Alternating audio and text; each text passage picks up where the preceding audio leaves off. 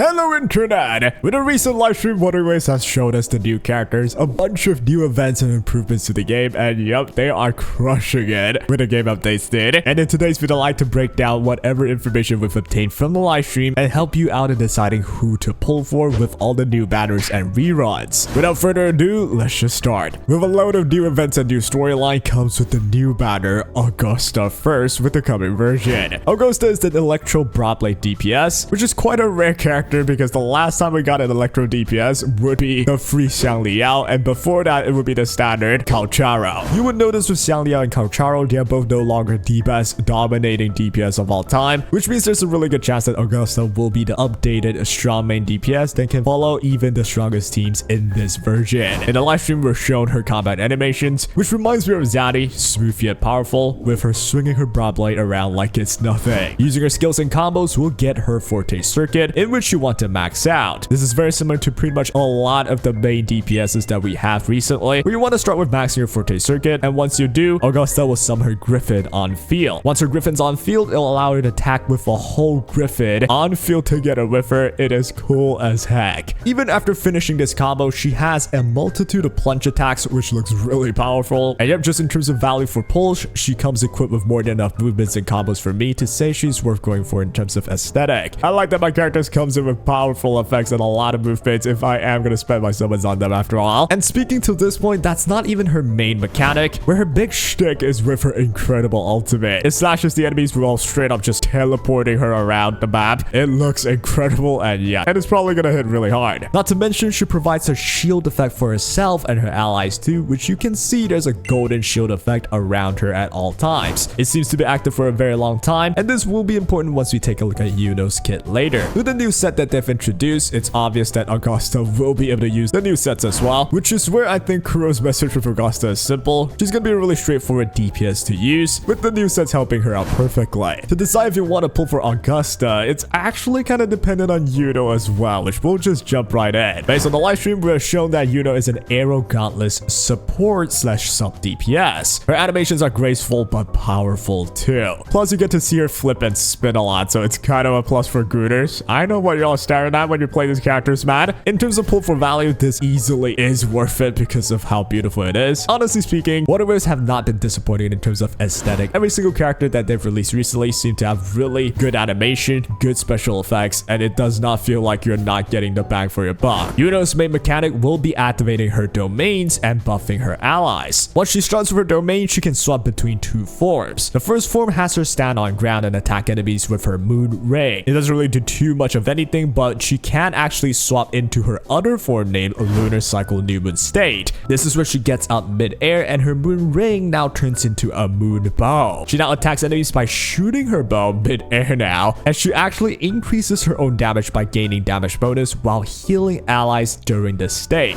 So yep, expect her to actually deal solid damage herself while being able to heal your allies and support them. After using her Resonance Liberation, she can activate her Full Moon Domain, which can provide buffs to allies by simply swapping into them. It will also heal allies as well, which makes her actually heal quite solidly, with her whole kit being quite consistent with that. Now, the big rumor here is that Iuno will be able to provide Augusta with very strong damage buff based on this effect, which is related to shields that Augusta can provide. Meaning to say, Augusta and Iuno have great synergy given they are released in the same version, plus they're supposed to be the representations of Sun and Moon. Kinda got a whole combo going on there. Now, the intricacies and details will have to wait until their actual kit are released, which should be soon, and of course I'll be posting videos on that too, talk about builds and potential teams. But for now, given these characters are representations of Sun and Moon, there's a big chance Kuro will make them a very good combo of each other, and that is a rumor that's been going around. That would mean that if you were to pull Augusta, you might want to also grab Iuno, which means your summon will be spread even thinner, especially if you're just gotten Frolova. In my opinion though, if you really are thinking about Augusta and Iuno, you probably have not picked up Frolova for yourself, given she's not exactly the most meta-changing character ever, and Augusta plus Iuno may be. But for people that already pull for Frolova though, the choice will actually be pretty straightforward in my opinion. It's either you get both with them back to back, which will cost you a lot, or you're gonna have to focus on the alternatives option, which I'm sure both of these new characters can be used in other teams. For instance, with Iuno, you can use her as just a general buffer, given how easy it is for her to use her buffs. In terms of Augusta, you can always use the good old Shorekeeper, so in the end, you actually won't go too wrong even if you don't have the perfect setup, which I think is actually a really good thing that Kuro is allowing us to do. I gotta take a break on pulling all these characters, man. But if you're interested in all of these breakdowns, do follow the channel, which we will be having pre-release analysis the moment their kits are announced. Now, given this is recorded 2 days earlier for my editor to work on, so their kit may have been released, though I think it'll be a bit later. I'll be posting once they're out though. With the very attractive new characters out the way, there's also very attractive reruns to think about. The first one being Carlotta that comes with Augusta as a banner. In the case of Carlotta, she is a glacial main DPS that is one of the best DPS so far, but she's no longer going to be the strongest DPS ever, given how insane Cartetia can be. That's not to say she's weak at all. She can still clear absolutely any content you need with very good performance. And given how easy it is to have a good team for Carlotta, where you simply just need a Verena / Shorekeeper, obviously, plus perhaps even a free-to-play Sanhua for it to work well, Carlotta is actually the type of character where the moment you pull her, you'll likely already have a team ready for her, which I do suggest picking up if you are not gonna go for the newer banners, obviously. That will allow you to just build one extra team instantly, giving you a lot of playtime. And not to mention, if you do have her best team, with Genji being the sub DPS / support, Carlotta will not let you down and you'll have a wonderful time with her. But in the case of reruns, it's usually just if you have surplus or if you want to skip the main banners, which with these two new characters, man, I feel like it's gonna be a really tough ask for you to skip both of them. But if you're just wondering in terms of the meta though, Carlotta is certainly still one of the strongest DPS. Do not worry if you are going to get them. Moving up next, we do have Shorekeeper, which is really the killer option here. I actually think you always want to make sure you have a Shorekeeper, so for any reason if you still don't have her, this rerun is one that you don't want to miss. I would go as far as to say, unless you really love the newer banners or say Carlotta at all, you want to prioritize getting the Shorekeeper, which actually opens up so much more team building options for you that I would actually value this over any other reason, given how fun it is to be able to build more teams in this game. Shorekeeper is extremely easy to use. She has crit rate and crit damage buff, along with really strong healing, plus you can actually deal solid damage herself with outro skill, making her just a jack of all trades for any team. And these days, she's actually one of the crutch now, where if you don't have the perfect team for a certain character, Shorekeeper is always the best alternative. It seems to be a pattern that WUWA has with Shorekeeper, where take for example Cartetia. Now I won't say Shorekeeper is the best alternative for a Cartetia team, but if you just don't have the arrow erosion team set up, genuinely Shorekeeper is who you're gonna look at, because she just gives very general buffs that helps any team mostly. So yep, the secret to more team building and more options for you will be Shorekeeper. I think you want to at least get one copy of her. Even her weapon is not quite needed, so just make sure you get one copy. But do remember, this is only if you're making sure that you have enough pulls, or if you're skipping the newer banners, or alternatively you can try your luck and go for all 3 of them and be that daredevil, right? And that will be the case with Shorekeeper. Coming up next, along with Iuno's banner, will be Ciaccona. This one's an interesting one because it's something that we already mentioned in previous videos. The problem with Cartetia is she pretty much needs Ciaccona to be really strong. If you don't have Ciaccona with Cartetia, it's like you're really far away from Cartetia's full potential, obviously, and it may not feel as good. Well, thank God Kuro Games is now giving us an option for us to pick up Ciaccona, and now that we know how strong Cartetia can be, you know how worth it Ciaccona is, obviously. I will say, even without Ciaccona, Cartetia is still decent enough to be used in all endgame, but with Ciaccona, the whole experience with Cartetia becomes so much better, so much stronger, and it's definitely just maxing out a Cartetia team. It is quite literally the strongest team ever in the entire game, at least not counting Augusta and Iuno, which may rival it, we never know. In any case, the main use case for Ciaccona will be to be used with Cartetia in order to provide arrow erosion buffs and arrow erosion itself for Cartetia to do the most damage output she possibly can. I made a video on the Cartetia guide if you want to see just how good Ciaccona is for Cartetia, obviously, but I think that is not news to anybody. And with all of that covered, let's take a look at every single one of these banners, and I'll share with you an opinion of mine and try and discuss in the comment section. If anything, we'll make this a civil discussion, you know? With a new character in Augusta and Iuno, however, it seems simple enough to use both of them, nothing too complicated, and it seems that they have very straightforward kits, where as long as you abide by a simple combo and a simple rotation, you'll be able to maximize their abilities to the maximum. To choose Augusta or Iuno is going to be quite difficult, considering they may be able to pair with each other the best. Well, I suppose there's a reason why they gave us 20 free pulls, well 10 of them being character pulls, the other 10 being the weapon pulls. You may need to spend every single bit of them in order to obtain both of them at the same time. To me, this feels like a pairing where Augusta and Iuno is potentially going to be like the Zanny and Phoebe, where you gotta get both of them or else they're gonna have a tougher time. But given the pattern that we've had so far, even without their best team, they still could work. It's just depending on how much you love those teams, right? Remember, as long as you have fun and enjoy the team that you play with, the game is certainly the funnest useless if played that way. In terms of the rerun, I feel like meta players would want to prioritize Shorekeeper above everything else, given she's a guaranteed aid to your account if you somehow still don't own her, but this may change depending on the numbers that Augusta and Iuno can provide when the time comes for release. You never know, they might actually be better than even the top tier teams, and you might want to choose them instead of Shorekeeper. But I would say even with that in mind, Shorekeeper is just never gonna be a regrettable pull. And for everyone else, it's going to be pretty niche, with Carlotta being the nichest one, where if you already have enough teams right now and you don't need another Glacial main DPS, you have no need to force yourself and pull the Carlotta. I'd only really suggest going for her hard if you have the Cartetia and you're missing the Ciaccona. This is your chance and you don't want to miss it. Complete that team right there. You have, for the current time, the best team in Wuthering Waves in terms of damage output. All of these though will be after prioritizing the main banner and Shorekeeper, obviously. And that is my take on it, but do remember, in the end, pull for who you love is the best advice, and I will most certainly pull for Iuno and Augusta. I don't think it's easy to pass on them. They're such beautiful characters, with my favorite being Iuno, man. She's just too wonderful. And yep, I'd love to know what you think. Do let me know who you're gonna pull for in the comment section down below and why. And that'll be all for this one. I'll have a more detailed breakdown about all these characters the moment they have their full kit revealed in the official WUWA website. To follow for more. We'll have all the guides and such as well ready the moment they're released. And that'll be all. Hope you guys enjoyed this one, and take care.